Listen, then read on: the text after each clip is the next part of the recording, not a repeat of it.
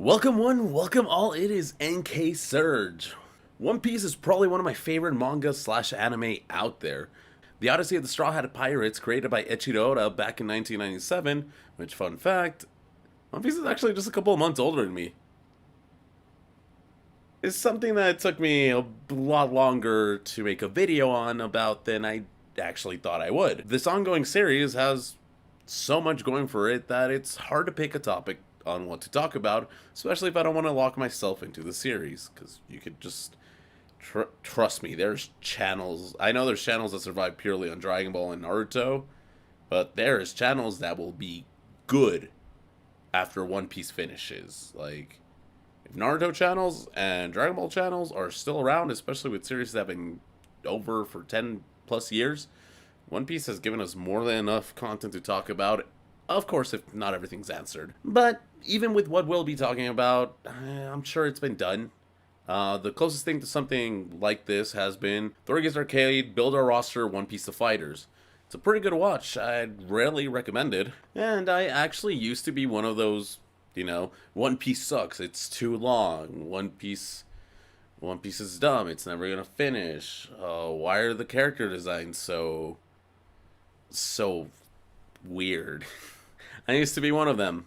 Yeah, I used to be one of them. And then Netflix added, back in the great year of 2020, Netflix added One Piece to its catalog, and I decided to put it on the background as I was working on Sonic Advent. Should probably get back to working on that script. Someone's following me on Twitter specifically because I was teasing that. They still follow me. I just feel bad. From there, the series honestly just sucked me in. Like, I caught up to the anime like a little bit before episode 1000 showed up, and then like from episode 1000 I just read the manga. I just started reading the manga, and now we're just caught up to the anime, to the manga. I'm waiting for the next chapter to come out. The latest chapter has been 1067, I think. And I even started collecting, the One Piece manga. This is the first box set. It comes with East Blue through Baroque Works, so I'm assuming that means Alabasta. Haven't started reading it. I kind of want to save this, like, reading all of it. Once I have the entire collection, and once One Piece is over, I want to go back and reread it and be like, I missed that when I was first reading it. And even more recently, I even started playing the One Piece gacha game, Bounty Rush. It's fun. I got Bikini Boa in like my couple first pools, so that's great. Add me if you want. I don't know. It's probably the franchise I have fallen in love with the fastest. Like, we're talking, because I believe Netflix, at least in the region that I was in at the time, I believe they added it in November, or at least that's when I started watching it. November of 2020. That means an episode 1000 came out in 2020, 2022. But like, either way, it's been like 2 or 3 years, and I'm up to date with everything. I'm playing One Piece Odyssey. I'm playing the gacha game. I'm waiting weekly, sometimes bi-weekly, for the manga. I'm collecting the manga. I'm wearing a shirt. I have a bootleg Lego Luffy. Oh, you can barely see that. I have a bootleg Lego Luffy.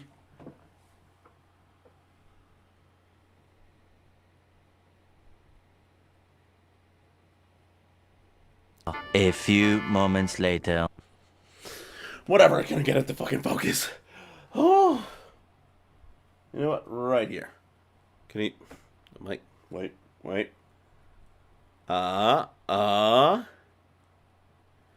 There he is. You can barely see him, but here he is. Here. Right here. And the cool thing about falling in love with this franchise, now I get to attempt to make a really cool video on how I think a perfect game for this franchise would go. Welcome back to Making X Games. These games usually go one of two ways. The fanficky way, kind of the Godzilla video, where we kind of just ignore licenses, we ignore all realms of possibility, and we kind of just throw every option that we have available, just throw it on the wall, and hopefully everything sticks. Because obviously in that video I was saying add Gamera, add Kong, add like all the Toho monsters. So that's very unrealistic because grabbing the licenses for everything, because I believe I said Ultraman, so that's already one license. The Toho monsters from Godzilla, that's another license, and like anything that comes with Ultraman, like not just Ultraman, Gamera, and anything that comes with Gamera, some classic monsters that people and like uh, Kong, maybe even like King Kong. I don't know. So yeah, those are more like the fanficky ones because you can tell when you're watching the video. That's not like no, I don't think there's any chances of that happening. But the other ones are the more realistic ones, which are it's those are the ones I try to make the most out of the time. But with something with Godzilla, it was a bit harder, especially because I wanted to be more bombastic because it was the first video in the series. These ones, despite being over the top, everything that I say in them is completely in the realm of possibility. Take a look at Mario Kart. Take a look at the Mario Kart 1, at the Mario Kart 9 one.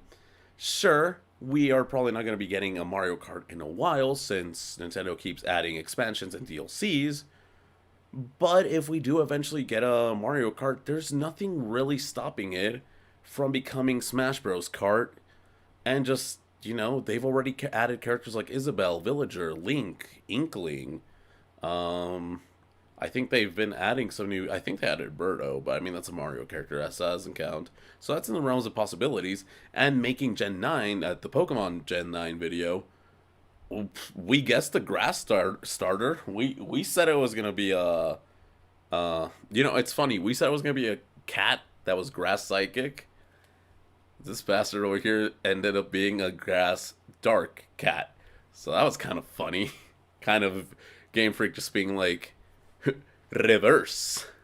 And even though the things that were important for an open world Pokemon game were missing from Scarlet and Violet, the fuck happened to scaling? Why you gotta make us go on a linear format in an open world?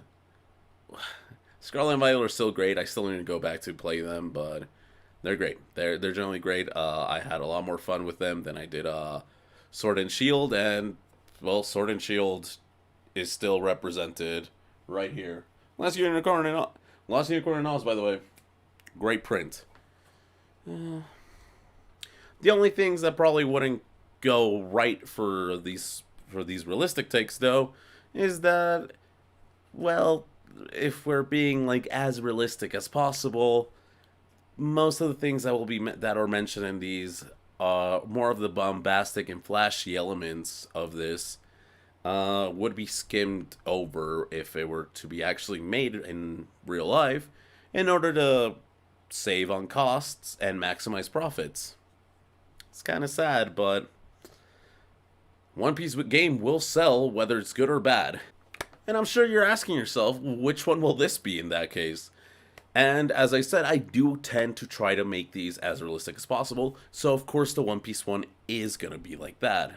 I sadly won't be able to go super in-depth and super detailed for a reason that I'll bring up later on in this video, but the other reason being is that I am, one, not super knowledgeable in actual game making. I'm just someone that plays a lot of games from different genres, and sees a lot of anime, reads a lot of manga, and I would like to be able to, be like, this game style fits this franchise or this series really well. So why not make a video explaining how a game that works like this game, like boom, would go together with that franchise. And the other thing is that this is, spoiler alert, a fighting game, and I am not super knowledgeable in fighting games. I am more on the casual spectrum, but closing into the competitive side of the casual spectrum. I casually play the games, but I tend to always look up stuff like tier lists, well, not really matchups. I kind of just look up the tier list and go like, okay, that's cool. That's not the character I like though, so I guess I'm stuck with a B tier or a C tier. Sometimes even worse. 哦，十年才有十年，只有做到幸福美国。我不能那个你，当然到一人梦。And I will watch the events like the tournaments, and just like streamers that play the game on a competitive level, streaming stuff like that. That's the like fighting game. So I do have some knowledge. I do understand combos. I can play. I'm decent. I'm not gonna say I'm the best. Probably my best fighting game is Smash. And if you've been watching Super Smash Bros. Generations, well, I promise you, once we get out of the 64 era, I will at least take a couple of episodes. I cannot wait to add the score at the end of that series. But the point of these videos has never been to make it super detailed, because I know that most of these videos, some of these, there's a possibility that one day I could end up making one of these. But it's more of a 99% chance that I won't make any of these games. So one, there's no point in going super in detail. The best thing I can do is attempt to adapt a story or create a story for a game and give a basic rundown of how that game would work, how the menus would add, and what cool stuff should be added as sort of extras, such as cutscenes, how cutscenes should work, and stuff like that. Maybe that's a bit more in depth than I generally think that it is, and hopefully it's something that it's creative and unique enough to make it enjoyable for you guys to watch. Because at the end of the day, these videos are for me, but if you guys watch them and enjoy them, you're always welcome to them as well. Of course, that's why I upload them. Now, back on topic before I get even more distracted going on rants and stuff. It's funny to me that this amazing story doesn't have a game that genuinely lets you really relive the story as like faithfully as some other anime games have. Yes, we have One Piece Odyssey, don't get me wrong, but you're not really reliving the story in this scenario, because the stories that are told in One Piece Odyssey are more retellings than relivings, especially because you get to change certain events. Certain things don't happen exactly the way that they happened, in the manga. It's not an adaptation, it's a reimagining, and that's why I don't count Odyssey for this. And Odyssey also has one other problem, that being the RPG battles. I'm not saying that's a bad thing. Some of my favorite games are RPGs. I'm pretty sure I have Digimon World Next Order, right? You can't see it, but it's right here. And then I have Cyber Sleuth. Gachuga took that one. But no, trust me, I love RPGs. So it's not the problem like that. It's not a problem that I dislike RPGs but love One Piece so much that I just had to buy One Piece Odyssey. No. The problem is that the major fights don't really feel, as they would feel in the game, because the Straw Hats don't tend to fight together.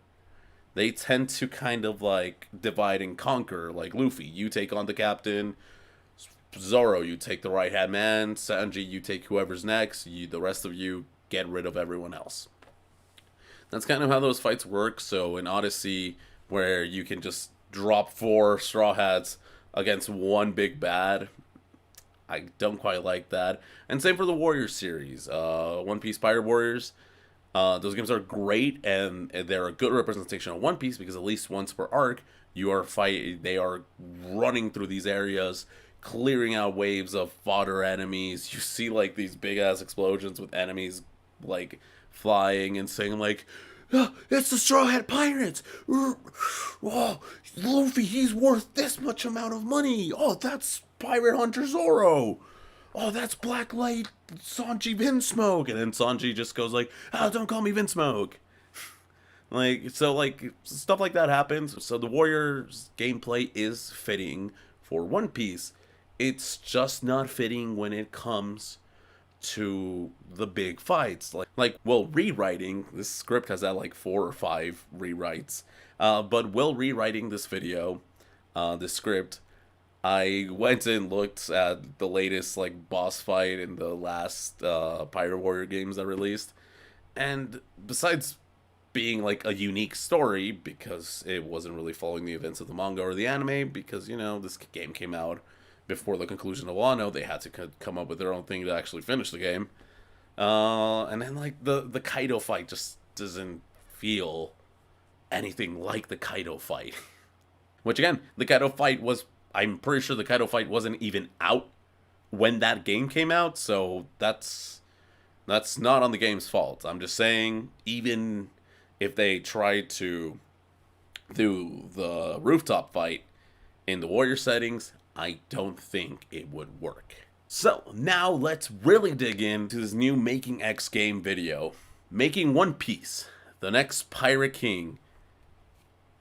I'm still not a fan of that title. If you have a better name in the description, if you have a better name, if you come up with a better name, drop it in the comment section. Cause yeah, the next Pirate King is good, since you are reliving the events of One Piece. You are reliving the events of the adventure that creates the next Pirate King. So like, it's a fitting title. I don't know. I feel like I kind of cheaped out with that title. You get me? Okay, whatever. We're rolling with it until someone puts something in the comment section that I prefer. Whoo! If this game is going to be anything like I pictured, aka a mixture of 3 games, then we're going to have to grab a blender. We're going to go... I wonder if I can do this. We're going to have to grab a blender. We're going to have to grab our copy of Naruto Ninja Storm 4. We're going to have to grab our copy of Dragon Ball The Fighters. And whatever copy you have laying around of a Warriors game. I was going to say Fire Emblem Warriors, but I'm not that big fan of Fire Emblems. I have One Piece Pirate Warriors. There we go. And then we blend them together, and this is what we're going to be trying to. And when I said Naruto Storm, yes, I do mean Naruto Ninja Storm, the Ultimate Ninja Storm games. Those are wonderful for Naruto. So we're going to break down this explanation by each, inspiration. Starting off with Storm. The way that Storm handles its games, reliving the events of the Naruto series through the very personal and, really well done fights with a game that feels like if it's straight out of the anime, with really cool ultimates that fit the personality of the character, and with really creative menuing. It's still just a HUD that lets you select story mode, arcade mode, versus mode, but it has different shots of Naruto Uzumaki, the main character, in different areas of the Hidden Leaf Village. Give me a One Piece game where the main menu is different sections of the Sunny. Like, if you highlight story mode, it's gonna be Luffy, chilling, sitting on the head of the Sunny, of the lion head. And in the background, you can kind of see Jinbei on the helm.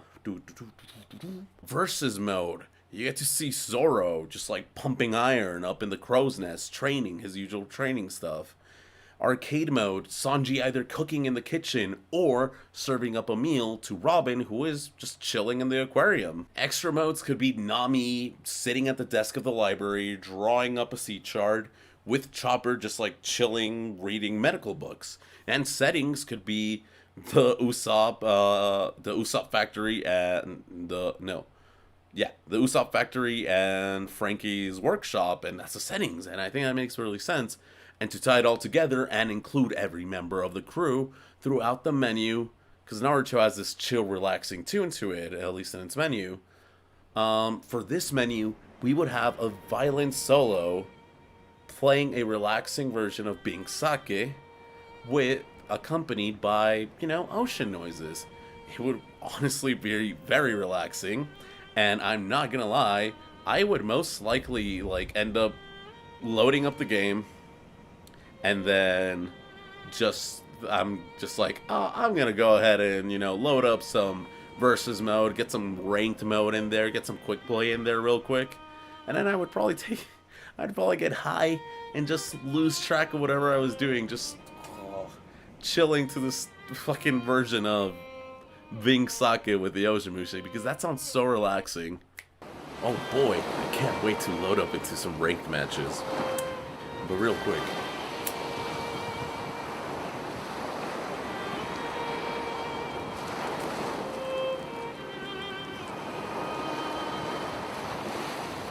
1 hour later.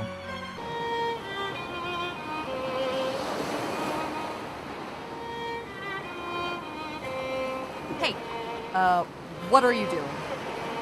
You've been listening to that for over an hour. I'm sorry. This is just so relaxing.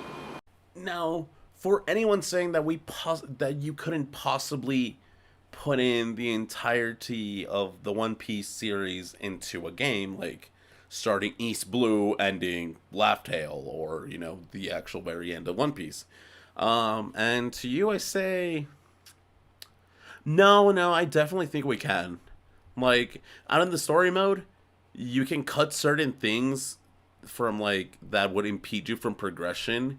Like, let's say it only does the like Luffy events, for example. Like, you only go through the Luffy fights unless it's like a fight that like halfway through the fight someone comes in and goes like, "Oh, Luffy, you."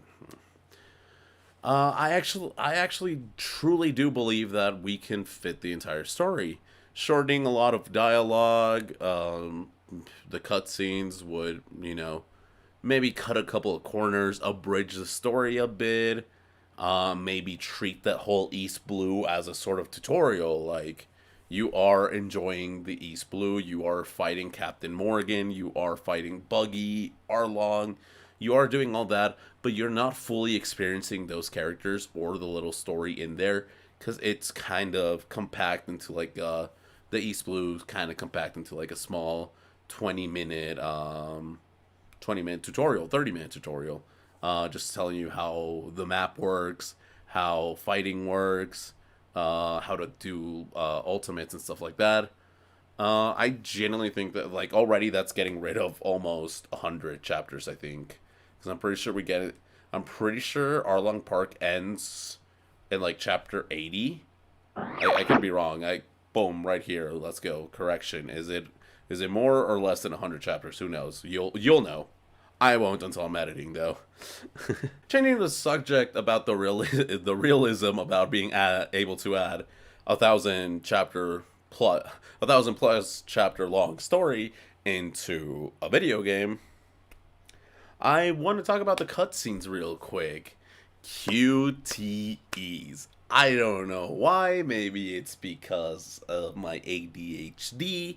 Maybe it's because I'm stupid. Maybe it's just because I'm weird. But I love QTEs. From Resident Evil QTEs to God of War QTEs. I think Gears of War also had a couple of QTEs.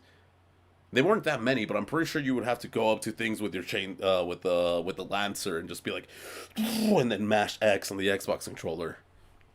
On the Xbox controller, not on a PlayStation controller. I could be wrong, but yeah.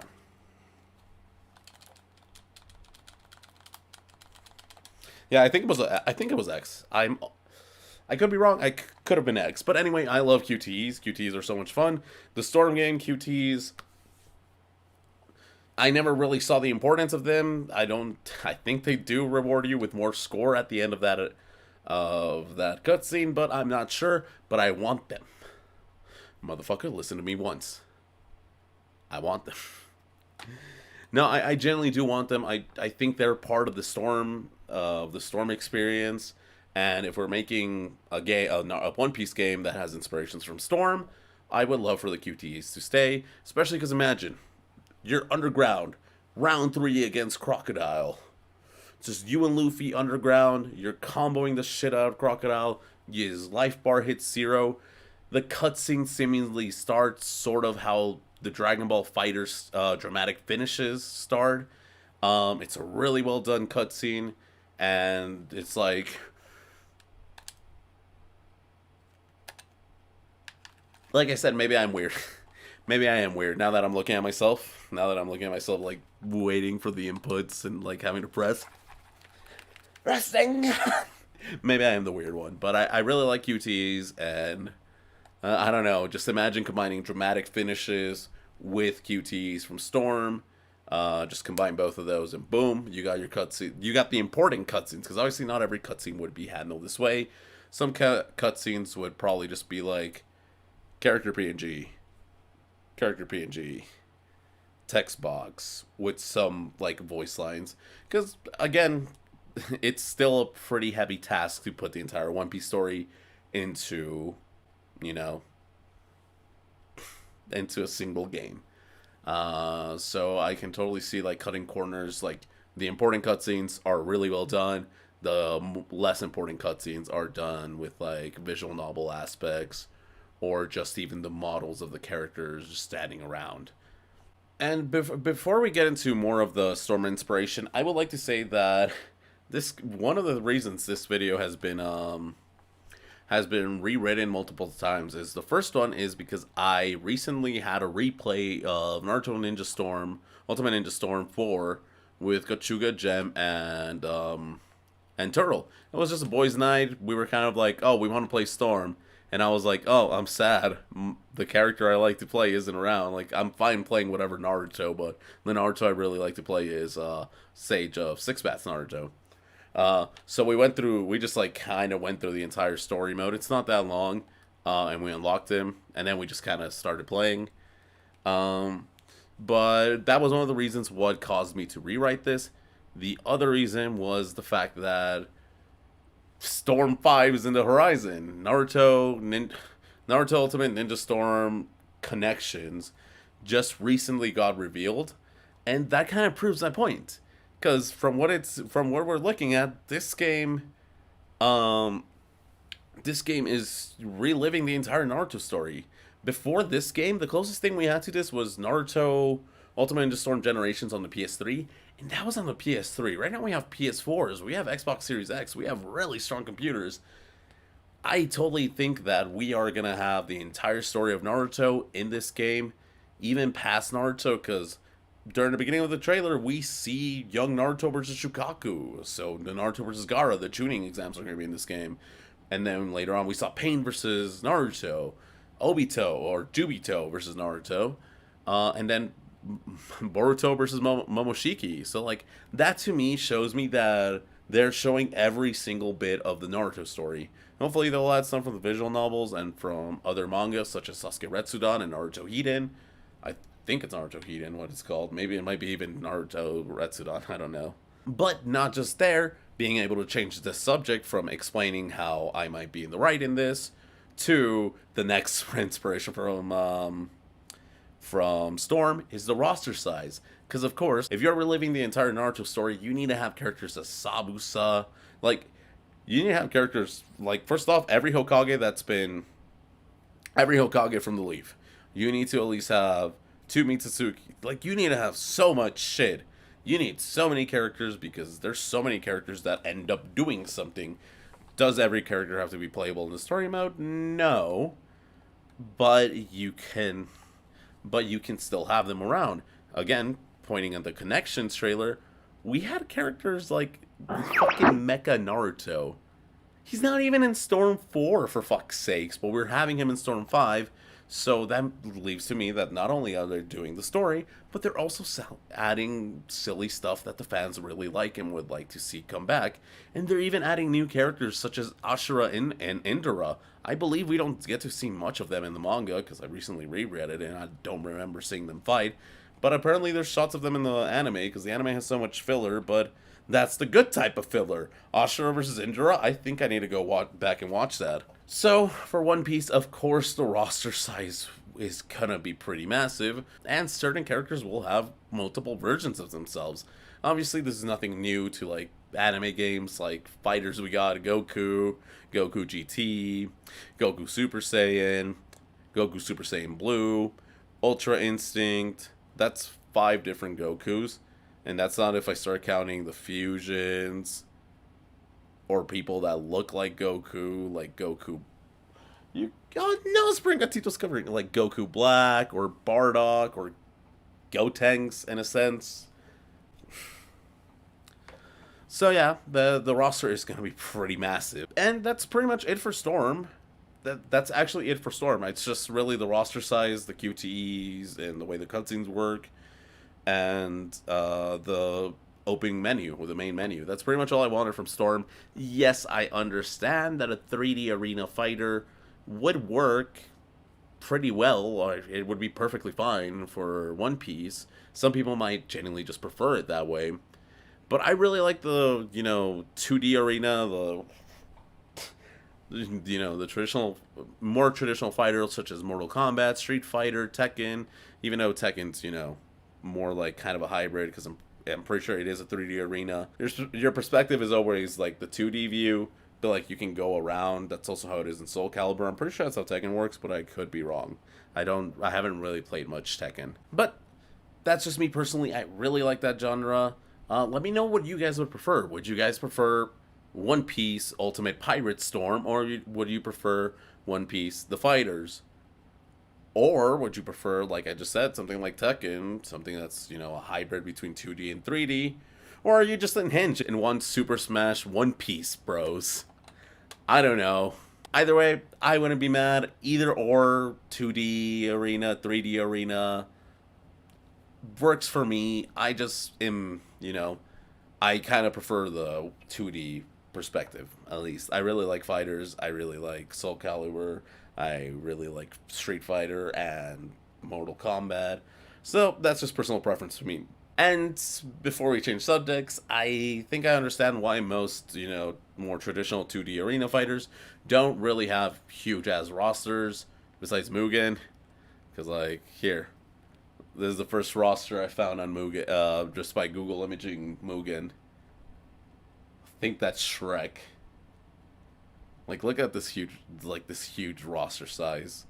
And a lot of these characters are broken as fuck. Probably this Shrek can one-shot Goku or some shit, because memes. But most games like that don't even have huge rosters. Let's take Dragon Ball The Fighters into consideration into this, and look at the roster size from fighters, to the multiple pages of scrolling of Budokai Tenkaichi and other Dragon Ball games that just have, like, every character from, like, movies, OVAs, filler, and shit like that. So that's one of the reasons they probably don't do that for, the 2D arena fighters, is most likely because there would have to be a lot, and I mean a lot of balancing, which is something that Mugen does fucking splendidly. And that's probably bringing up the video that I mentioned earlier in this video. Thorgun's again build Thorgy's Arcade build a roster for One Piece The Fighters. His roster is a lot smaller than mine. I think he has about 20 to 30 characters in his roster, and like 1 or 2 waves of DLC. I'm gonna have the scrolling pages of characters, because we're gonna have shit from fucking East Blue. We're gonna have shit from the Grand Line. We're gonna have characters that are part of sagas but have their own little arcs, like Little Garden and shit like that. There's so much shit. So many characters are gonna be in this roster, and there's probably gonna be a lot I missed out. But before we even get to picking your character and fighting your friends and all that, you need to set sail. Back to story mode real quick. The menu for story mode isn't just going to be a HUD that has nice lines and a screenshot of what's to come. It's going to be an ocean, but not just any generic ocean, the One Piece ocean. Imagine this. You, Nami, and Zoro have just left Orange Town on a small dinghy and are complaining that you need a bigger boat to actually be able to go to the Grand Line. You then see an island on the distance and move your boat towards that island. It's Syrup Village. You do the events of Syrup Village. You mow down a shit ton of black cat pirates. You beat the shit out of Captain Kuro. And at the end, instead of sailing off Syrup Village in a small dinghy, you have now acquired the Going Merry and are controlling the Going Merry. If this sounds familiar to anybody out there, yes, this is a straight inspiration from J-Star's Victory Plus on the PS3, where that's pretty much how the story mode for each character was. You started up in a boat, and you started building stuff up to that boat, and you controlled the boat going to the different areas, triggering different events to start. This is also technically how the Kingdom Hearts Gummy Ship works for Kingdom Hearts 1 and Kingdom Hearts 2.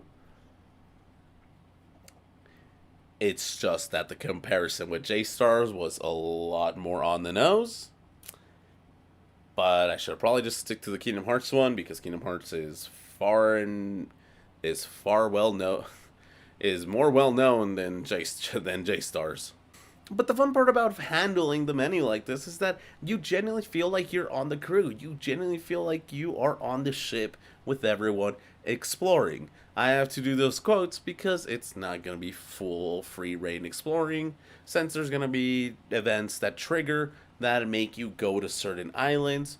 Or let's say back on that East Blue example, you're with Nami, Zoro, and Luffy in the Dinky before going to Sura Village, and instead of going to, like, for whatever reason, you manage to skip Baratie, Logtown, Sura Village, you just go straight to the Grand Line, to the entrance of the Grand Line. Nami just goes like, nope, this ship's gonna get destroyed. Turn this fucker around. And then you have to go to Sura Village, you gotta go to Baratie because something would trigger Baratie. You see?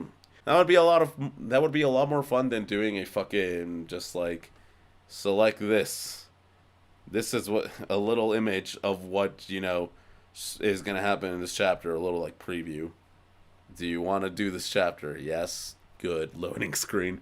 It's more fun. It's a bit, I don't know if immersive is the right word here, but I think it would be a bit more immersive. It would give you something to do in the menu than just select and wait, I guess. And seriously, there's no reason why they shouldn't be able to do this. Come on, if J-Stars and Kingdom Hearts were both able to do these back menus like this, or like HUDs like this, back in, PS2, PS3, why can't we have that for PS4, PS5? Like, the only excuse is that, they wouldn't do it to, save on funds and maximize profits, which, I mean, fair, but, you lose some creativity by doing that, I think, personally. Of course, if it's out of budget, then it's out of budget, but there's a theoretical video. Another cool thing about not just being able to quote-unquote explore and all that is that after you do certain things, some mysterious islands or ships could appear, and this lets you play like a summarized, like, one fight and cutscene part of a movie. Like, it'll tell it, like, you'll start off with a screen kind of like this manga panel from Dragon Ball Super when they skipped over the Broly movie, that like gives you like a small summary of the movie, and then it just opens on like the final fight or something like that. And that'd be really cool because it would be a really cool excuse to try to fit the movies into the story, and it would also make the movie characters, like movie exclusive characters such as Uta, DC Douglas Bullet, I think that's his name. He has a weird name, Bullet, and Golden Lion Shiki in the game. I don't know how Uta. Uta would play. I can imagine her being like a puppet kind of. Puppet master character, like you do a certain input, or like Ginyu Force like the Ginyu Force for fighters, like you do an input and Submarine shows up, you do like a level 1 super and Law shows up or something, like all the people that she has in her control. I'm not going in depth, what am I doing? But it'd be really cool to be able to add these characters and attempt to fit in the story, the movies into the story. I understand not every single movie deserves this treatment, but that's also because I haven't watched every single movie. I have a sort of video idea to do it, but I'm lazy because it would take me like a full day or two to do it, and I don't want to do it by myself. But hey, maybe I will do that video in the near future. As I mentioned earlier, there is still some inspiration from the Warrior series putting into this game. I want there to be some short, like really like 1 or 2 tasks, sort of short quests, where you are in like an open area, like may not fully open because you'll be running through like cities or through a forest or something, but it'll be like, reach this area, save this person, do something, while you're mowing down whatever sort of enemies in that area. Going back to Alabasta for this example, let's say you finish all the 1v1 fights. Technically it'll be a 2v2, with Usopp and Chopper versus Mr. Four and Miss Christmas. And then you'd have Nami versus Doublefinger, Sanji versus Bon Clay, Zoro versus Dawes Bones, Luffy versus Crocodile round 2 at the palace. But before you go into round 3 at the underground, there's this whole section where you're playing as probably not Luffy, because Luffy's busy trying to get to the underground after his second fight with Crocodile. But you pick one of the Straw Hat Pirates. Let's go ahead and say for the story mode, we just limited to the Monster Trio, because in scenes like this, it's usually the Monster Trio causing havoc. So we limited Sanji and Zoro, and you could pick 2 other characters as assists. So you're just running around Alabasta, beating the shit out of Baroque work agents, beating the shit out of Marines, until the Marines at one point start going like, if you start taking too long, then the Marines will be like, hey, go that way, you know, how they do in the originals. But it all culminates at the clock tower, where it turns into a QTE cutscene where the Straw Hats shoot BB up to the clock tower, and Pele takes the bomb and flies up to the air with it. And yes, I genuinely think this is more than possible, because going back to that replay that I just had recently in Naruto Ninja Storm 4, there was times where instead of having a 1v1 with my assists, like in the arena, I would just be me with my assists still in the arena, but instead of fighting one other person, or 2 other people, I guess, if we're considering assists, since you can switch into them, instead of fighting 2 to 3 people, I was fighting 30 to 80 people. Like, the game couldn't render everyone in at once, so I'd kill a couple and then the game would spawn them in. But not just that, there was also a segment where you're playing as Perfect Susanoo Sasuke, chasing after Perfect Susanoo Madara, and it just feels a lot more like an rail shooter in that section of the game. So if Storm 4 can, you know, do something like that, I think One Piece The Next Pirate King could easily do something like that as well, with a bit more, you know, fleshing it out a bit more, since this is going to be a newer game than Storm 4, and if it were ever to happen, it would be a newer game than Storm 5 or Storm Connections, whatever you want to call it. Plus, I do think that we need to have these sections, because is it really a One Piece game if you don't have sections where you're mowing down fodder enemies? Come on, they do this once per arc. Sometimes they attempt to skip it by having Luffy take down 10,000 or 50,000 people with... How many people did he take down?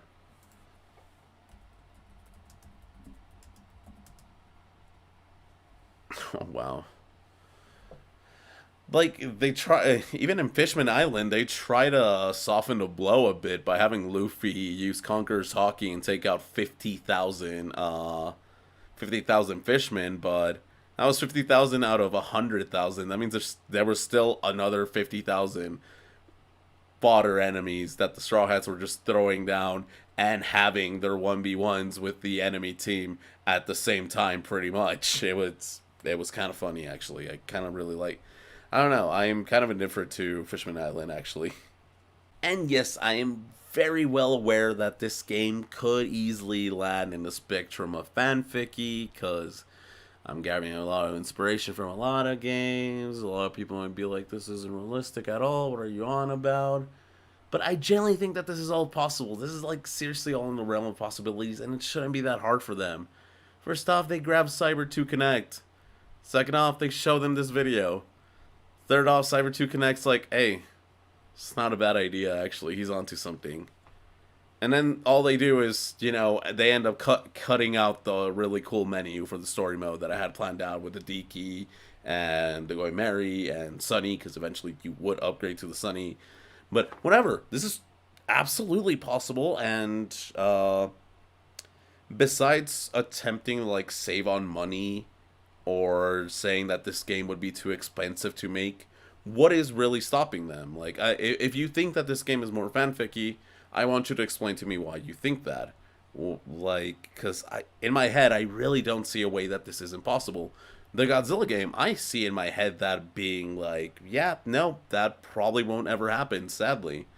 I have another idea for another Pokemon game that I want to make a video on that is completely, like, out of my head. Like, there's inspirations from certain areas, but I'm not going to limit myself to make it realistic like the Gen 9 one. I'm going to go all out. So a game like that's also not gonna feel like a game that would happen unless it was a ROM hack. But this one, like, I genuinely do think I really don't think why they wouldn't, like, besides money, or like besides wanting to put the money into it, I don't see what could stop them. So again, if you really think that this is an unrealistic take, tell me why. And your reason has to be that doesn't have to be with money, like, because that's just a cheap excuse. It's like, oh, well, of course they wouldn't put in the money. No, of course they wouldn't. That's why the game hasn't been made. And we're pretty much just missing the roster, and the roster is going to take us 3 billion fucking years to get through. So let's just go ahead and kind of speed run the extra modes, because again, this game's not going to be made. At least I hope it. At least I hope it gets made one day, and if it does, royalties, please. I'm Play the Set is by Leon. I'm poor as broke. Help me out by subscribing, I guess. I don't know. I don't care about that. But screw it. Here we go. Online play. You know, fighters. You fucking select versus mode. You select that it's either going to be local or if it's going to be online. Local, there's, you know, you connect the second controller. You play against the CPU. You play against your friend. Couch play. Cool. Online, hopefully it has good rollback netcode. You can either pick quick play, that it just like drops you into whatever, like you don't care if the game's laggy, you don't care if your opponent's good, you don't care about like anything. You're just like, I want to play online, I want to play against somebody else. Quick play. Filter search, where you will be like, okay, I don't want to play for ranking, I just want to, you know, play casually, but I want them to be in from my same region, and I want them to have a good connection. And then rank play, it would work a bit like filter search, but it would be for ranking. Like, there would be a ranking, there would be leaderboards, blah blah blah. Second version, second thing, maybe this will be an arcade mode. Arcade mode would probably have, you know, the typical arcade mode where you pick a character and go through a ladder of a certain number of characters. It would also have kind of a Warriors aspect, where a lot of the characters that weren't playable in the Warriors aspect of the actual game are now playable. New assists are available because it's characters that you wouldn't have had on your team with these events. There would probably be like some sort of online leaderboards for how fast you can beat these levels or how many points you can score during these levels. I think that'd be really neat. Extra mode, easy. After certain arcs, you unlock the SBSs, Oda's SBSs. You unlock like editor's notes. You unlock some like maybe the Beaver cards. Have them update them a bit, because some of them don't feel right with their character. The reason for that is because they were hiding like a certain secret that gets revealed with that character later on. But you can update them now at this point, because I don't know if you'll unlock it after you see it in the story, or it'll help you understand the story a bit better. I think that'd be really cool. The SBSs, the Romance Dawn novels, like, just, you know, they're short chapters, so might as well just let you scroll through them using the bumpers or something like that. Concept art, Oda's notes, if the story has finished, of like if he has any regrets, like Q&A commentary with Oda.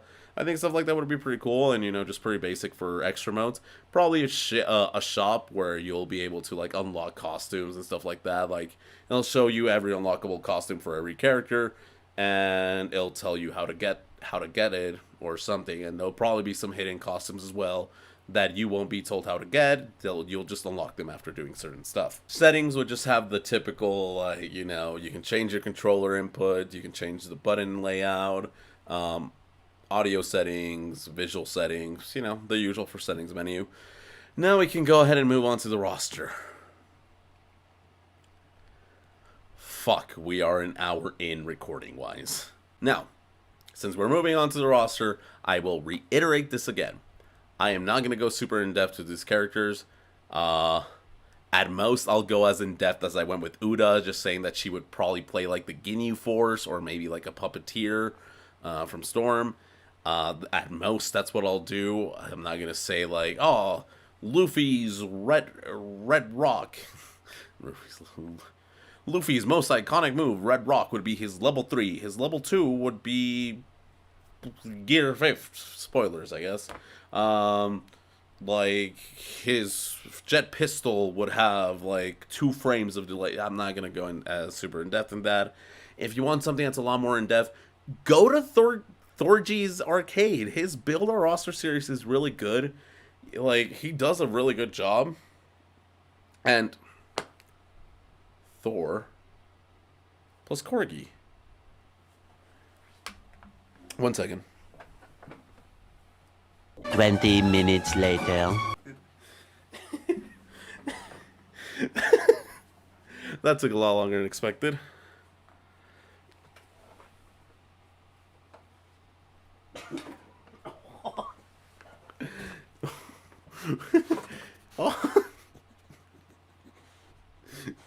But I think me and Thorgy's Arcade can be there's your treats here.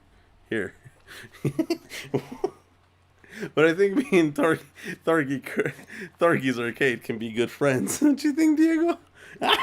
Oh, well, that fell one. Here, you can pick that up later. Here you go. I'm sorry, there's not that much space on the desk. You want another one? Give me a kiss. Give me a kiss. No kiss. There you go, baby. Okay.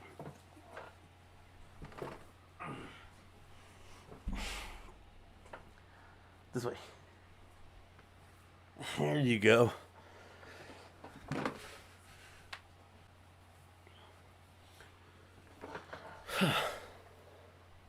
I thought I was going to free the Corgi, but now the Corgi's my live studio audience. Oh. Did I say you should come over here? You want a second shot on camera? Okay, yeah, you do. Aye.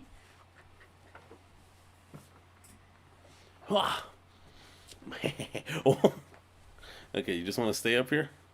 Want to stay up here for the rest of the video?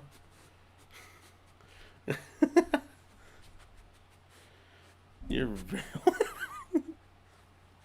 but yeah, I think me and what are you?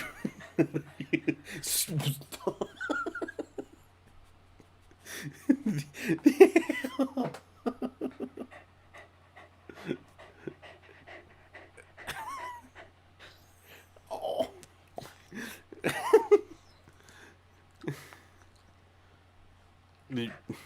Anyway, I think me and Thorgy's Arcade could be very good friends, and I think it'd be really cool if we could collab, since his building a roster and my Making X Games series are kind of similar. The shout out isn't to try to get a collab with him. I just think that he's a really cool creator, and I think he has a really cool concept that's similar to stuff that I make. So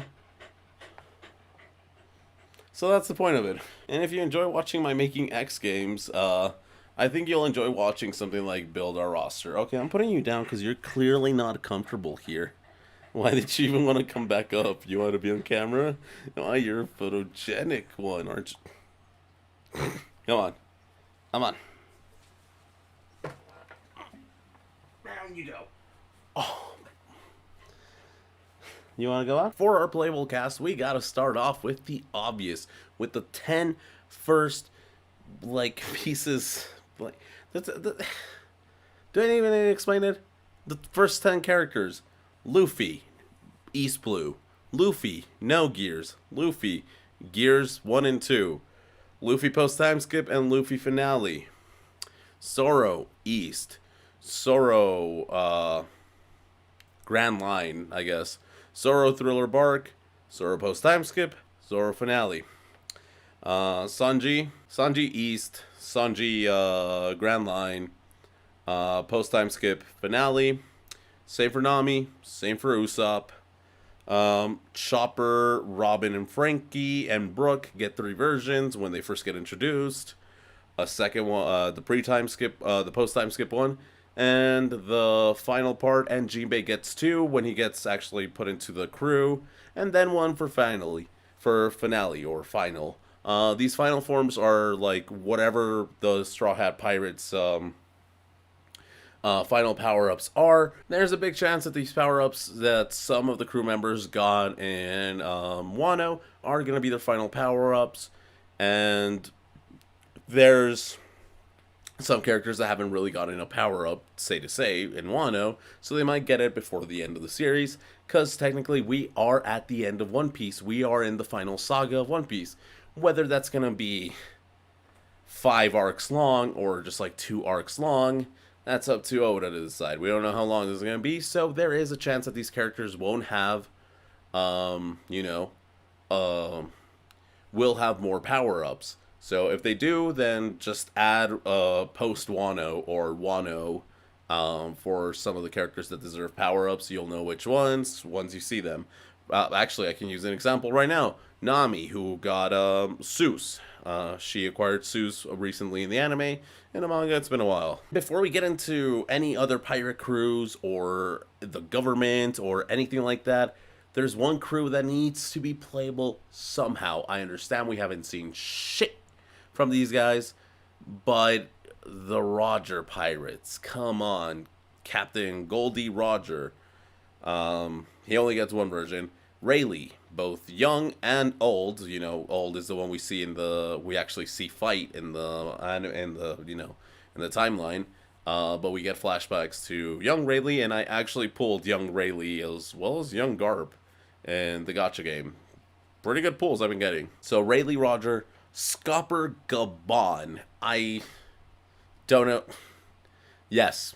I mean, he feels like the Sanji of the crew. He feels like the third most powerful one. It feels like it would be Roger, Rayleigh, and then this guy. So Scopper Gabon. For shits and giggles, let's go ahead and put Crocus. I know that we've never actually seen him fight, and he's pretty much just the medic of the ship. But I think watching Crocus fight would be kind of funny. And the 2 other members would be Young Buggy and Young Shanks. These would kind of work as your troll characters, your Kid Goten, your kid Trunks from the Dragon Ball games.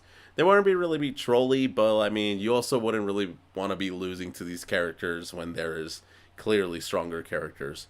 And that only stands for Crocus, Young Shanks, and Young Buggy, because come on, Roger. Roger is a fair fight for anyone. Actually, I don't even know if it's fair. But before we get into any other pirate crews, we already got the 2 main pirate crews out of the way, then one that's the next Pirate King, and the one that is the first Pirate King. Let's move on with the government, specifically starting off with the Marines. We'd obviously have all 3 of the admirals, post and pre-time skip, so we would have the original 3 admirals, Akainu, Kizaru, and Aokiji, alongside with their fleet admiral, Sengoku.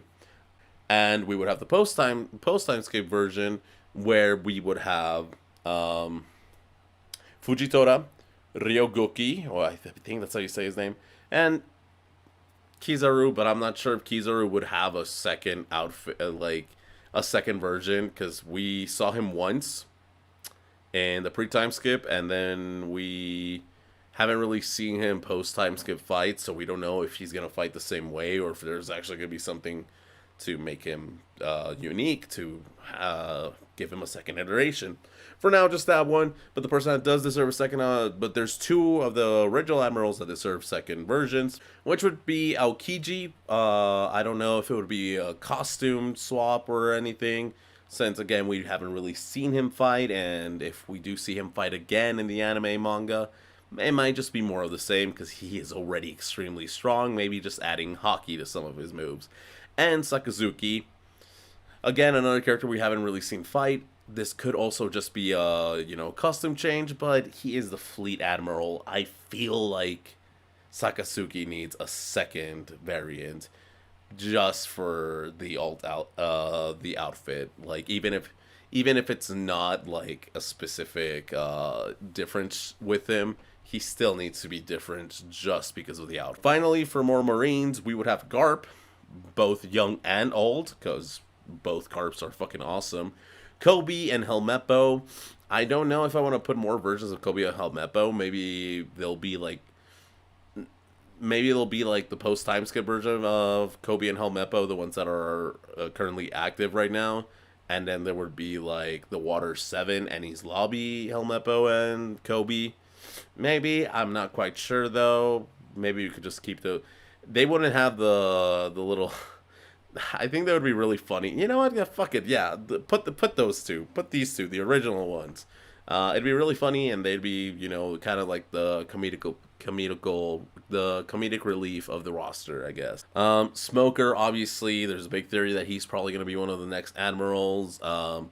And if Smoker comes, you gotta add Tashigi. Suru, because I think Suru's part of that Sengoku and Garb kind of trio, kind of that monster trio for the Marine. So I feel like for the Marines. So I feel like it would be kind of rude to not have Suru. Probably have, you know, the old woman version and maybe a young version.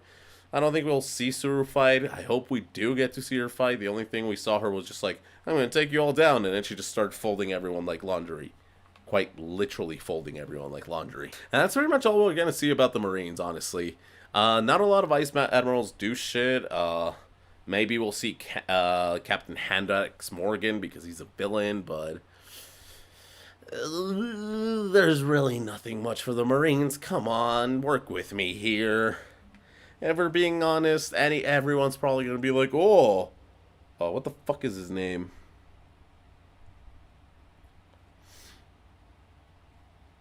I thought I had written. Oh wait, here we go. I know some people are probably going to be mentioning Vice Admiral Mamanga. No. What have we seen him done? He escorted Boa to Impel Down, and he took a knee to Shanks's Conqueror's Haki, meaning that yes, he is strong. He can kind of resist Shanks's Conqueror's Haki, who is supposed to be the strongest Conqueror's Haki in the show or in the canon. I think that's how it was explained. Maybe he's just the strongest Haki. I don't know. Point is, no. And if we're gonna put any Vice Admiral that hasn't done anything in the story, like Mamanga, then I put my vote in for Doll. No reason. I really hope nobody gives me shit for being like, oh, you didn't add X Admiral from X arc or some shit. And please, if it's a filler arc, keep it to yourself. When I was watching the anime, I skipped over the filler. I know something about like the G13 or G8 base arc is supposed to be really good. I might go back to watch that. Maybe I'll add whatever Vice Admiral is in there if I feel like it. Who knows? Moving on, we're not done with the government dogs, but we are done with the Marines.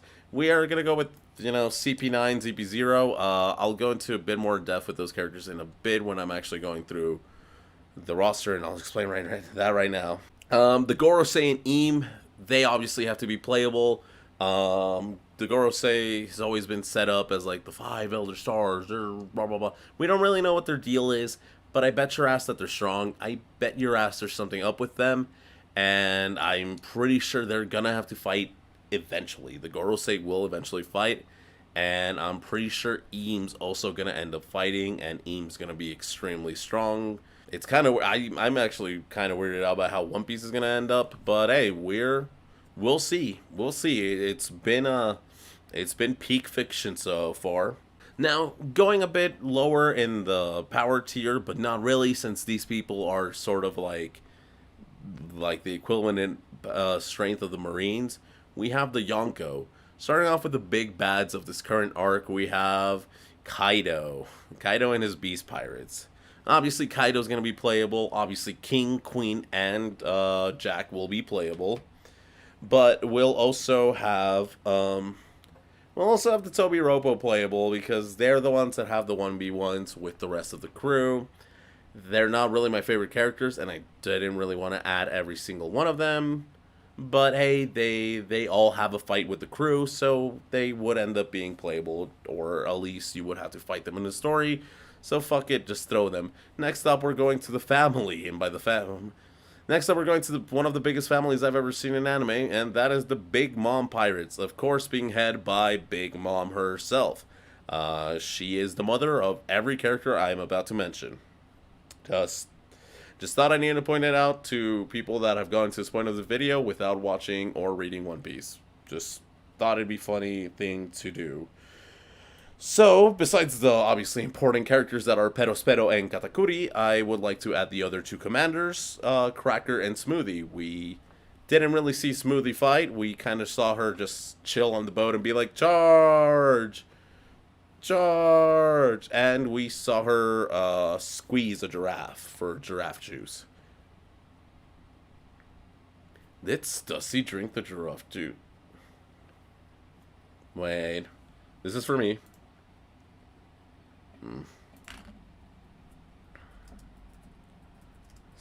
Drink giraffe juice.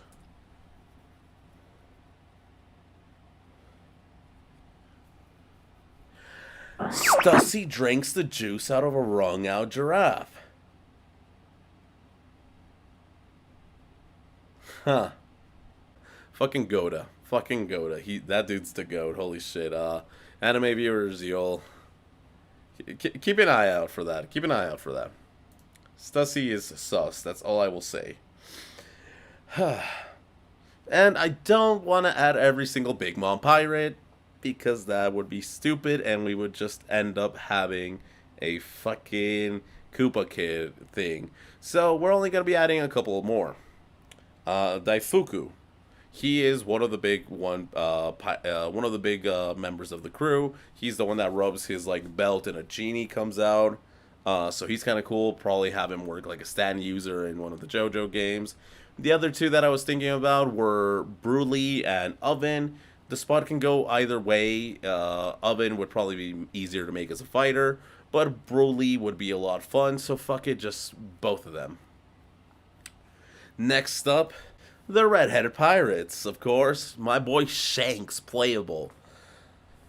He's awesome. That's all I gotta say. Shanks is great. If I had to picture him as something, I feel like he would be a really good character with a high learning curve.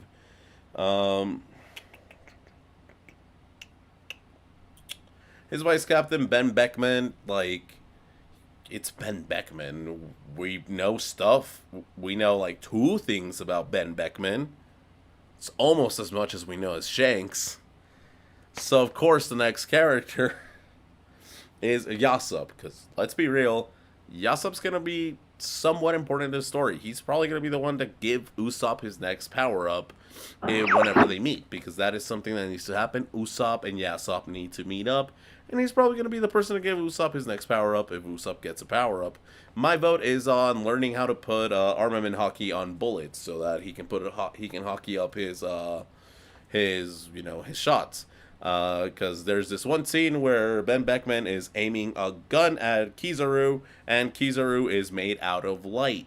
But he just goes like, oh, Ben Beckman, how scary. And it's like, yes, he could have just, been joshing around, but then that is Ben Beckman, the vice captain to the Redhead. So, I don't know. I think there's something there. Unless it's already been confirmed and I'm just blind. Lucky Roo would be the final member of the Shanks crew. Unless you want to put the Giants as part of Shanks crew, but that's not neither here or there. But yeah, I can't really say much more about Ben Beckman and Lucky Roo and Yasop and Shanks, because we don't know shit about that. So let's move on to a crew that we do know a bunch of about. Whitebeard's crew. We have Papa Whitebeard, of course. You're not gonna make a One Piece game without making fucking Edward Newgate playable. I'm telling you that now. And I don't want 16 spots of this goddamn roster being taken by fucking 16 division commanders. So we're only gonna pick the ones that I really think are important in the story or did something or I just like for whatever reason. And those are obviously Marco, pretty much the right-hand man. Odin and Ace, they both fill the same spot that they did in, that they both have in the crew, just at different times. Jozu, this is Jozu. Vista, this is Vista. And Izo, you know Izo if you're watching One Piece at this time. Next up, the Blackbeard Pirates, and sadly the Blackbeard Pirates will literally be Blackbeard and his 10 Titanic commanders. This is probably where Aokiji, the second form of Aokiji, is, somewhere around here with the Blackbeard Pirates. It's not really confirmed, so it's not a spoiler. It's still in theory land. Like, it's kind of soft confirmed, but not really, you know? Look, I've already spent about 20 minutes on the Emperors, on the Straw Hats, on the Marines, on the Gorosei. I legit could go down this huge and expansive list of characters from One Piece, from the East Blue all the way to the end of the story, which, I mean, it's not really the end of the story because we haven't really seen the end of the story, but you get my gist. It's probably going to take me more than 40 hours. It's 40 hours, excuse me. The script says minutes. It's probably going to take me 40 plus minutes to just go through the whole list. And not just that, it's probably going to take me as long as One Piece to actually finish it. So instead, I prepared for everyone this nice, nostalgic PowerPoint presentation with poor quality images of the characters that will be playable with some good old Nickelback playing. I'll see you all afterwards. Enjoy!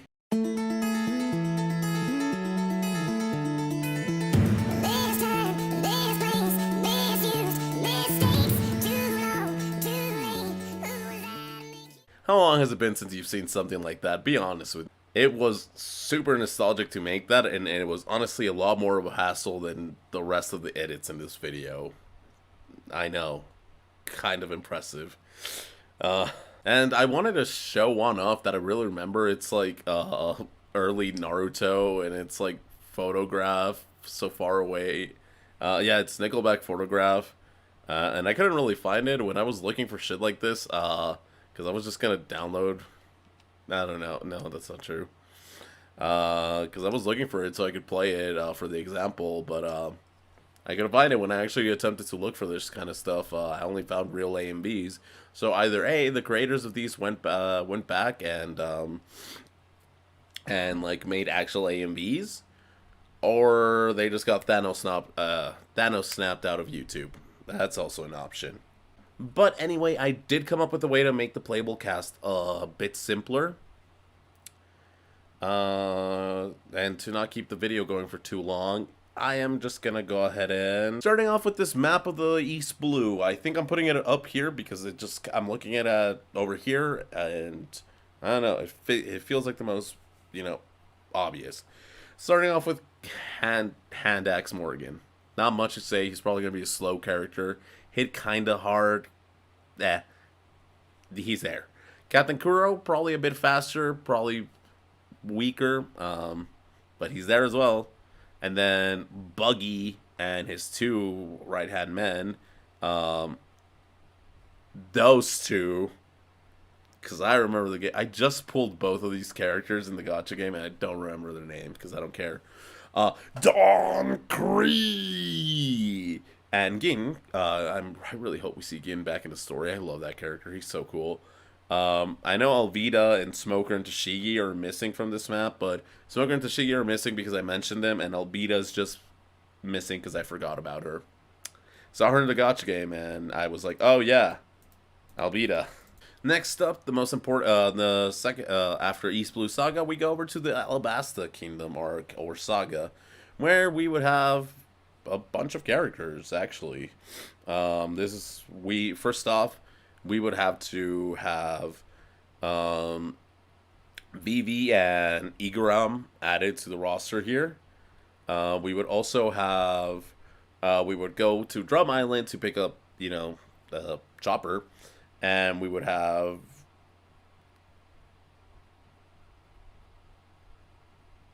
Wapple, I remember his name, and the bison fruit dude, I forgot his name. And then we would actually get to Alabasta. We would get characters like Ace, which he should be in the roster at this point, but I already mentioned him earlier. Same for Smoker and Tashigi. We would have Crocodile, Does Bones, Double Fingers, Bon Clay, Mr. 3. Forgot the name of this little girl, but she has a really cool power, and I think it would work really cool as like a trap-based character. Mr. 4, Miss Christmas, because I think that's her name. Mr. 5, and I forgot her name again, but she has There's a better devil fruit that does the exact same thing that hers, but it's just a lot better. I was thinking of adding Dory and Groggy, but I didn't really figure out how they would be able to play, so Dory and Groggy would probably just be scenery in the little garden stage. After Alabasta, we would head over to Jaya and Skypiea, where Bellamy, God, I forgot his name, Viper, I think his name's Viper or something like that, Eminem, and Eminem's Guardians. I don't remember a single... Here, Skypiea was one of my least favorite arcs. I'm sorry. I see the importance of it. I like it. I do. It's still a really good One Piece arc. It's just that if I'm comparing it to other One Piece arcs, it's not that high up there. The most memorable character is Eminem. And don't worry, I do know his name. God, Enelu, NL, whichever of the two you want to use him. The Goro Goro no Mi user, I know NL. He's one of my favorite villains. Just don't remember the Skypiea and Jaya. After Skypiea, why does it do that every time I open something? After Skypiea and Jaya, we go to Water 7, where, first off, this is the first time that Aokiji would be playable, so I kind of kept Aokiji on this image where I could have censored it. We're going to be adding one of the Frankie brothers. It's this dude. I'm trying to put my finger right on him. You probably can't see it since the image is probably over my hand, but he is the one right here at the top right. And I also want to add the dude from that works at the actual shipping, the rope dude. He's cool. I like the way he fights, which is why I think he'd be really cool playable. And the Frankie siblings, again, could work something like the Ginyu Force. We would, and for the rest of the crew, this is why he was saying that I was going to save the Cypher poll. We would have Rob Lucci, this dude, Giraffe dude, Wolf dude, Soap Girl, this dude, Bluto. I know Bluto. I think the giraffe is Kakazu. I forgot the other names, but I think it's Lucci, Kakazu, and Bluto. The weird dude with the zipper fur mouth, and our next joke character. If you lose to this character, you are pathetic. I'm sorry. It's the leader of CP9. He has a really cool sword that ate the elephant devil fruit. Him. He's right there. You can see him. Also, that would be where Frankie were to join the crew. I didn't need to highlight him because I had already mentioned him. But we are going over to another arc, and I don't know. I think you can kind of tell how I like this arc based on the positioning of the characters and the size of the character icons. Obviously, Perona is going to be here. I love Perona. She would be my One Piece waifu if it wasn't for another character that's coming up, and it's going to get me heavily judged. We have yes, I think his name's Absol or Absalon. Absalon, we have Dr. Hogback, Ryoma, because Ryoma's such a cool character, and we really won't have him. There's no real another chance that we can put Ryoma as playable, so Zombie Ryoma will have to do as a cool like unlock from the shop, like after you like maybe for like 1,000,000 Zenny or Berry, it would be Berry. You could buy like Ryoma from the one-shot manga that came out before One Piece. Lola, but Pig Lola, and regular Lola. No, Pig Lola. Pig Lola, because Pig Lola actually fights like a combination of a pig and Lola. We don't really see Lola fight. We've only seen her fight like this. Obviously, Onion Man needs to be here. He is the captain of the crew. He is Gecko Moria. I forgot his laugh. I was going to try to do his laugh. I can do Blackbeard, though. Zombie Luffy, or Shadow Luffy. I think it was Shadow Luffy. Yeah, it's a really cool power-up for Luffy, and I think it absolutely has to have its own role. If we can have Mecha Naruto in the fucking Storm games, we can have Zombie Luffy, so fuck off. And Kuma. best part of this arc by far. As you can tell, he's literally covering everything up. I ran out of my images, so I need to make the rest of for the actual video so you guys have the visual. But so now I'm getting in a position where I can read the script a bit better because I have the characters on the script. Starting off with Sabande Archipelago. This is where we're going to be adding our supernovas. Bonnie, you can see all the supernova here. Kid, Law. This is where they all get introduced into the story. I think this is, you know, maybe they'll all have like short little fights against Kizaru. Maybe not all of them, but some of them, and then just like little shots like Bonnie escaped, these guys escaped, blah blah blah blah. Who else would become? I don't know if the PX, you know, the PXs will become playable. I don't think they should. Or maybe they should. They are kind of different from Kuma, but I don't know. I don't think they should, if I'm being honest. But if they do, you can put some cool costumes to them, as we've seen some redesigns later on. So that's pretty cool. And I added the characters that would become playable from the Island of Woman here because I didn't want to make a whole like little different little map for it, sort of like how I did with Alabasta, where there was the characters from Whiskey Peak and the ones from Drum Island and the ones from Little Garden as well. So I put them here. It's Boa, I didn't fucking write it, but it's Boa Hancock, it is her two sisters, and it is that one girl that found Luffy. I do not remember her name, but she has short blonde hair. She's cool. Oh, Christ, we're heading into the war. It's a good thing I already talked about Emperors. A lot of the characters here. Oh, I haven't talked about Mihawk. Mihawk was in the... I was originally going to skip the war, making a little map for the war, but my dumbass forgot to put the warlords where they belong. I only showed off fucking Crocodile, so obviously characters that would be included from this arc would be all 7 of the warlords. Don Flamingo. Actually, yeah, I did pretty much talk about every character except the warlords, and I already talked about Boa. I talked about, Kuma and Garlic Dude and Crocodile. So that's only 7 warlords left to talk about. One of them being Don Flamingo, who of course is going to be playable. Come the fuck on, it's Don Flamingo. Jinbei, who Jinbei was already mentioned as well. And Mihawk, because I think I didn't mention Mihawk at all, even though we were at the East Blue, and Mihawk should have been in that little image, but I messed it up. But yeah, it's just pretty much the warlords. It's pretty much just the warlords. Here they are. That's pretty much every character that I need to talk about from Marineford, except for Ivan. Actually, I skipped Impel Down. Impel Down would have, you know, Ivan Cock. It would have the Scissors Dude. It would have Magellan. And fuck it, throw in the Vice Warden of the jail just to make it a bit funnier. And I guess we can make one of the beasts, like, we can make a generic playable version of the Awakened Zones from Impel Down, and just have him be, like, skin switches.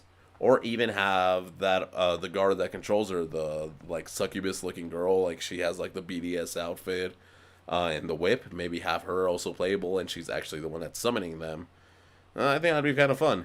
So now that's Impel Down and, Marineford. So I'll see you guys in 2 years. Hi, welcome back from 2 years. My beard's grown at all, has not grown at all. My setup hasn't changed. I'm still wearing the Luffy shirt. Let's get back to this.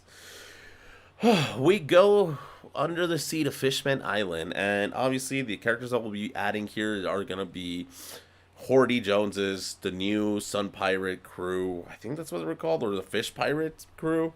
Obviously the ones that fight against the characters, they're right here. They're here, Hordy Jones. I don't remember the name of them, of the rest of them, if I'm being honest. Not a single member of the Neptune family, because they don't really do shit. At most, we have Fukaboshi, this dude, the prince. He helps out Luffy fight Hordy Jones during during the part where they're in the ocean. But besides that, he doesn't really do any fighting or anything. But hey, if you think anyone in the from the Neptune family should be playable, let me know. Maybe even Neptune himself. I don't think Shirahoshi. She is very big, and she kind of suffers the same problem that Dory and Groggy kind of had, and Ridley from Smash. Next up, we come out of the water, and we're in the new world. We are closing into the other. We are at the other side of the red line. We are now meeting everyone's second favorite clown in One Piece, Caesar Clown. Everybody loves good old Caesar Clown. Obviously, he'd be playable, work a bit like a sonar and a trapper or a stunner, I guess. Yeah, simple moveset for him.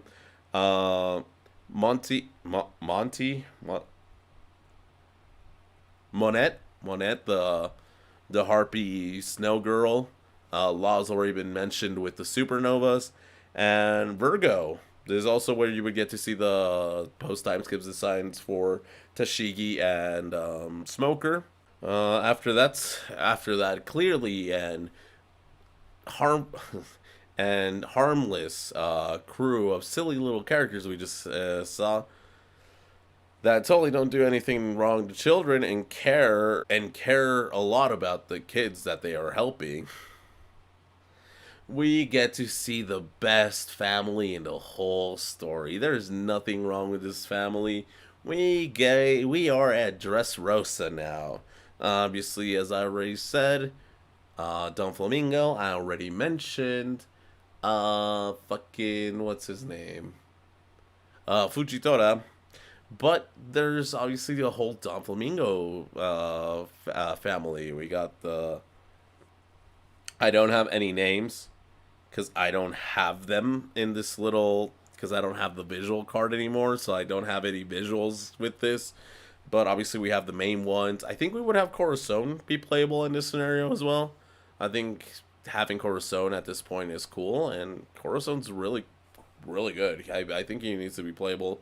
The fucking mucus dude, Dumpy, Dumpy, Dumpy. I hate that dude. I hate that he talks like that. We'd have the dude that I forget all these people's names, man. There's so many characters. We got Cryos playable. More of the Don Flamingo family that are clear. Senor Pink for sure. Pika, I think, is actually his name. Who else fights? I already said the owner of the Coliseum. I just don't really remember his name. He has the flag fruit. Rebecca would be playable. I think Vivi should. No, she was in the Alabasta one. I'm stupid. And then, because I don't really feel like spending another 5 minutes just fucking going like, who else was in the Don Flamingo family that was important? Bellamy already got mentioned as well. So, yeah, we're going to be moving on to the next card, which this next card is supposed to be the Grand Fleet. Of course, they get their own little card. We have Cabbage. We have Bartholomew. We can't have Hydraju or whatever the giant's name is. Same reason as Dorian Groggy and the dudes from Annie's Lobby. I just remember them. The Long Arm tribe member. The Long Leg tribe member. I already said Cabbage. The Don Chi family. Everyone that's the Tontadas. I don't know how they would play. Maybe they would be too small to play, even like the Giants, just at the opposite, but maybe. I think maybe they could work, in a sense. Not really, though. I think I'm not forgetting anyone important from the Grand Fleet. Oh, wait, there's this dude that looks like a more stereotypical pirate, and then there's these... I don't remember if they're part of the Grand Fleet or not, but this dude for sure. Oh, God, we're almost done, I think. After that, we head on over to the most delicious place looking in One Piece, and that is... No, actually, no, I almost skipped a very important part. How can I forget? This place has my waifu. We then go over to, drum roll, if you know One Piece, you already know what's coming, and you're going to be judging me hard. Zone, the island of the furries, the island of the minks. Obviously, Nekomamushi and Cat Viper, they were gonna get their own card in Wano. Actually, the Zone card's probably just gonna be the Wano one because that also comes with Jack. So Nekomamushi, Viper Mamushi, no, it's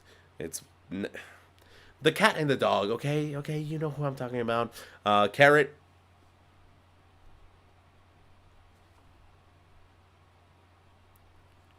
I'm so sad that she... I'm not gonna say anything. I'm not gonna say anything. I just wanted her to join the crew, that's all. Pedro. I think that's it for the minks, if I'm being honest. I don't think any of the other minks really deserve a playable slot. Maybe the musketeer dude with like the kind of fancy beard. I think he's a lion. Maybe that dude. But I think those are all the minks that we actually do see doing stuff. I think Lola does. No, she's not. No, Lola. I forgot the name of the dog mink that's really good friends with Nami. I don't know. We do see her fight, but we see her fight alongside Carrot, so we don't really see her fight. But now we do go to the most delicious looking place on One Piece, and that is Whole Cake Island. I already mentioned the Big Mom Pirates, so honestly, the only real inclusion from Whole Cake would be maybe Aladdin from the from Jinbei's crew, the crew that Jinbei was running before he joined the Straw Hats. Maybe him, because I would like some more fisherman representation besides... I didn't put Arlong on the fucking map, did I? Besides Arlong and his crew and the Horde gang. Actually, I guess there is pretty good fisherman representation. Either way, maybe Aladdin. I do think we do see Aladdin fight at least for a little bit. And the Vinsmokes. We'd get Judge. We get Reiju.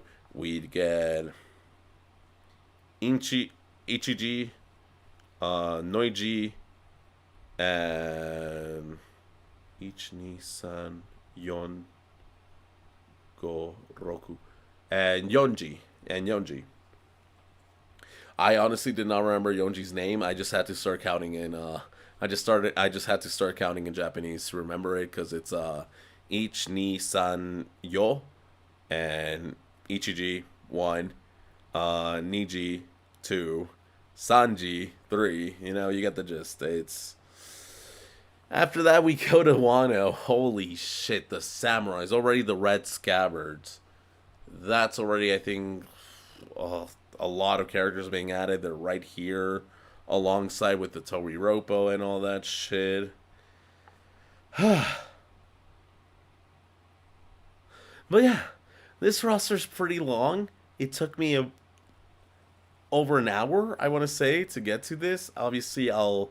figure it out when I'm actually recording this and editing this and chopping it down, and I'm already dreading it. More than anything, I'm just dreading cutting everything down. I think that's what I'm dreading. Oh, and I forgot to mention him. I almost forgot to mention him. Boss Hyogoro. I think Boss Hyogoro should totally be a playable character, because he is really cool. And he's the one that teaches Luffy how to use advanced armament hockey. So I think Hyogoro deserves a spot. If there's any characters that I have missed, or any characters that I might have said, like, this character can't work in this fighting game for X reason, let me know in the comment section. Let me know what you think about that, and let me know if your favorite character made it into the game. Obviously one of my favorite characters, all my favorite characters made it into the game. I like characters that have to do with the story. But that is pretty much for the character selection for now. In the current arc that we are in One Piece, I don't really think I would add any new characters, because all these characters that have been revealed in the new arc are either not fighters or are just already been shown off. Though, again, Doll for Vice Admiral, maybe, just because she looks nice. She's really cool. She has a cool personality as well. I'm not saying that for shits and giggles. She actually is kind of cool. She even like tells Garp like, "Hey, what the fuck are you doing? You can't be doing this shit." And Garp's like, "Huh? I can't." Fucking Garp, man. But yeah, that's pretty much for the character selection. Honestly, I think that's. Oh God, why is the script still going? And I know I didn't mention the movie characters, but besides the fact that I haven't seen all the movies, like, what, you want me to tell you the characters I already mentioned earlier, as in Uta, Golden Lion, Shiki, and DC Douglas? Because Douglas is like the One Piece equivalent of Broly, so not putting him in the game would, Uta's just really fun, and Golden Lion Shiki, he rivaled Roger at one point, so come on. The maps, like, if you can picture the location where these people fought, you can picture the maps, like, maybe they'll have, like, little changing areas, like if you're Dressrosa, and you do a heavy at the edge of the screen, you can send like, you're in the plaza of Dressrosa, just like in the streets, you do heavy in one side of the edge, you send someone flying into the fucking the like sunflower field, or on the other side you fucking send them to the bridge that has all the like bullfish all the bullfishes. I think that'd be kind of cool, just like little additions to make the stages seem a bit bigger than they really are. It would be harder to model all these stages and to pull that off in a 3D arena, but for this video we're specifically doing the 2D perspective. But I think maybe you can like break the edges of the map to go to different areas of the map. Maybe that's a way that it could work in a 3D arena. I'm pretty sure in Storm 4 there's certain walls that you can break, and if you fall through it you just take a lot of damage and respawn back on the map with a little bit of iframes. I think I like the idea of being able to go to different areas of that map is a bit cooler, but I understand if that's a bit harder to program, at least in a 3D arena, because in a 2D arena, I think it could be easily to do. Not easy, but easier, because plenty of games already do stuff like that. But hey, with this idea, maybe we can have fun, and like, in story mode, the maps on the East Blue can't have their walls broken, but when you go to the actual like versus mode and you like look at all the roster for all the maps that you can go, all the locations in One Piece that you can go to, yeah, the East Blue is literally just one map, but each fucking like sending someone to a different area instead of being a different area of the map you started on. Windmill Village, Syrup Village, Orange Town, Log Town, Arlong Park, Bariatier, or I forgot the place where Handax Morgan's from, but those 7 islands. Maybe each time you're just sending people flying through the East Blue. I think that's kind of funny. I think that'd be really fucking funny. But hey, let me know what you think of the maps. Let me know what you think of everything. Especially the title. I'm still not too happy with One Piece, the next Pirate King. Or the tale. I have like 3 different titles on this script, man. I have One Piece, the Tales of the Next Pirate King, One Piece, the Next Pirate King, and this one that I was supposed to read right now, but I changed it to what I said earlier. One Piece, the New Pirate King. As I said, I'm very meh on all these names. It's if you can tell me a better name in the comment section and I like it more, I will pin it and I will reply, this is the title. I might even change the title of the fucking, like, making. Instead of it saying One Piece, the Next Pirate King, it'll say your title. I don't know. I think that's a good idea. I'm really tired. I've been recording this for 2 hours and 16 minutes. 10 minutes were spent on looking for Diego, but that's still 2 hours and 10 minutes. Also, don't just say Pirate King Chronicles.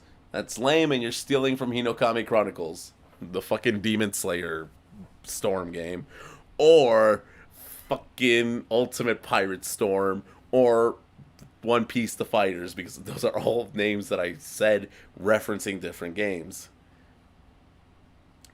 Oh wait, I don't remember this one. Maybe something like One Piece Dawn of the World, or even Dawn of the New World. I don't know. That's kind of fitting. But the important part of, or I guess the important question at the end of all these Making X game videos is, would you buy this game? If after this video is posted, a week or a month later, there's a reveal trailer for like, whoa, for like exactly everything I just said in this game, would you buy it? Or would you be like, I'm not really into fighting games, I love One Piece, but this game's not doing it for me? I'd like to know. I'd like to know. And if you think this is an ultimate fanficky game or a more realistic take on what I think could possibly happen. I always want to get people's opinions on stuff like this, because obviously you can make a solid argument for both sides. You can make an argument of like, well, yeah, if the Naruto Storm games do it, and anime games have done it beforehand, why can't One Piece do it? And then you could also make this argument of like, well, One Piece is really long, there's a lot of shit that you can't skip, there's a lot of important details that needs to be in it, maybe One Piece isn't a story that you can experience in this format. Who knows? I want to hear everything you got to say about it. And if you're a new viewer, obviously go check out the other Making X Games videos. Go check out my other videos. Go check out Smash Generations. That's been a lot of fun to work on. The V-Tamers review has been one of my favorite videos I've put out in a while. I'm still working on a lot more other Making X games. Like, I have scripts written, I just need to record them and get on them. But that's pretty much it for it. Have a great rest of your day. Have a great time. I love you all. You know what to do. Subscribe, comment, like. Let's get a conversation going in the comment section. And fight. I fucking forgot the Marines. I fucking forgot the revolutionaries.